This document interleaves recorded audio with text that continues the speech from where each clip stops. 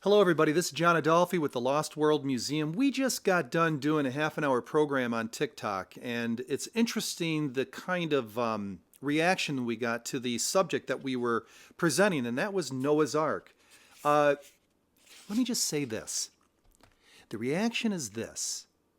A lot of people on there said that Noah's Ark is a fairy tale. It is a legend that is borrowing from someone else that wrote it before Genesis. Those were the two major criticisms that were being espoused. And I just want to make a case here, if I may, just for a few moments, as to the three reasons why I believe Noah's Ark exists. Part of it has to do with the Genesis account itself. It seems practical and reasonable, and it's backed by Moses is the one who wrote it. I mean, his integrity, I believe, speaks volumes. It's just exactly who he was. I mean, think about it just for a second.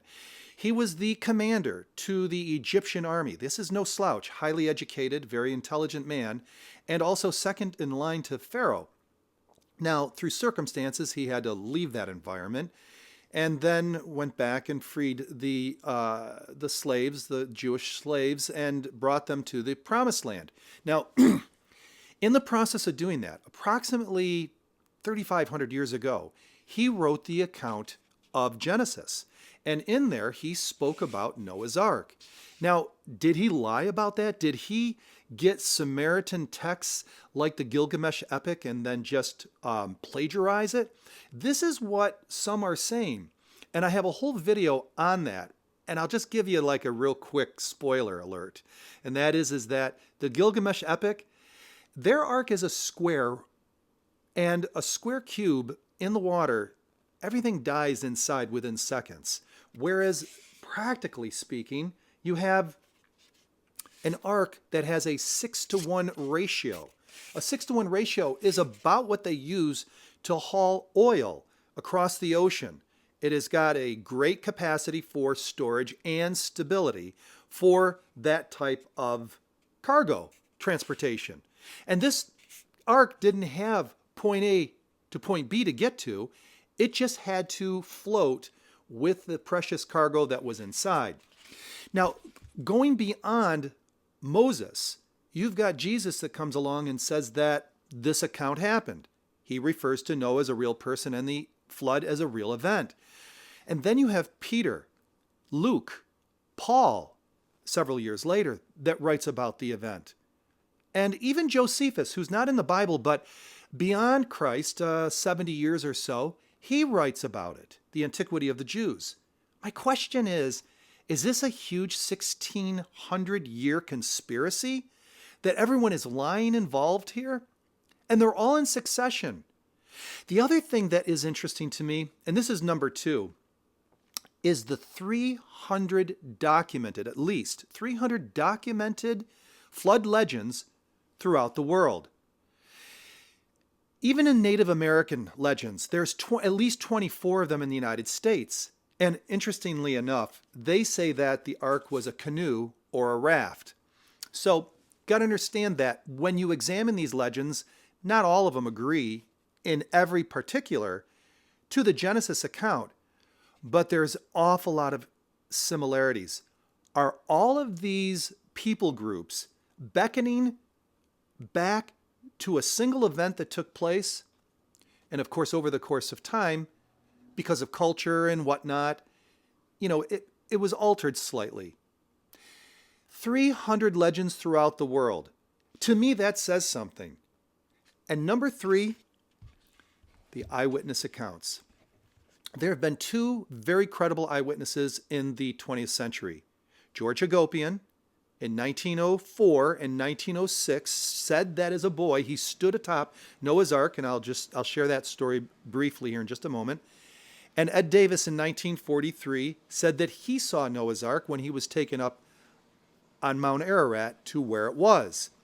George Hagopian, in his 70s, sat down with Elfred Lee for 18 months and was interviewed. And Elfred Lee, who is an archaeological illustrator, drew the memories of this Armenian man who was now in the United States. This is what he said it looked like when he stood atop. And that right there is his uncle pushing little Georgie up steps to get on top of the ark. When he got on top of the ark, this is what it looked like. And George said that what's interesting is that he said that the corners were rounded, which means greater technology. And he said that he could see the window and he could peer inside of it, the window that went up and down. That's where all the light and air went in. In our two-part series, exploring the evidences of Noah's Ark, you're going to see more about this, and I'll put that link in the description here for both of them. And so this is what he said he looked like. Now, Ed Davis in 1943 said that when he went there, it was broken in two, and this is what it looks like. There were two pieces, approximately 800 yards from each other, and he was 800 yards to it. And so there you have it. He could peer inside of Noah's Ark a half a mile away and could see certain things. So the eyewitness reports are interesting. And here's the kicker. In the movie, In Search of Noah's Ark, in 1975, the producers of that video took these eyewitness accounts and the Genesis account, and they created a wooden model of Noah's Ark. They went to the Naval Test Tanking Facility, and that is the Scripps Institution, Oceanographic Institute. And they had Scripps test the model. This is what Scripps said. They said it's one of the most seaworthy crafts that they've ever tested. They said that it could withstand the equivalent of 200-foot waves, and the design of it was such that it could pitch and yaw 90 degrees without tipping over. Friends, when you add all of this up, the eyewitness accounts, the 300 flood legends, the test tanking of Noah's Ark, and the accounts from Moses, Jesus, Peter, Paul, is Noah's Ark a fairy tale? I don't believe so. And I encourage you to go ahead and watch a couple of the videos that we have here in order to learn more, to see whether or not it really is a fairy tale, or to see whether or not this is actually true. I'm John Adolfi with the Lost World Museum. I thank you for joining us for this quick live and update on Noah's Ark. You guys have a wonderful day.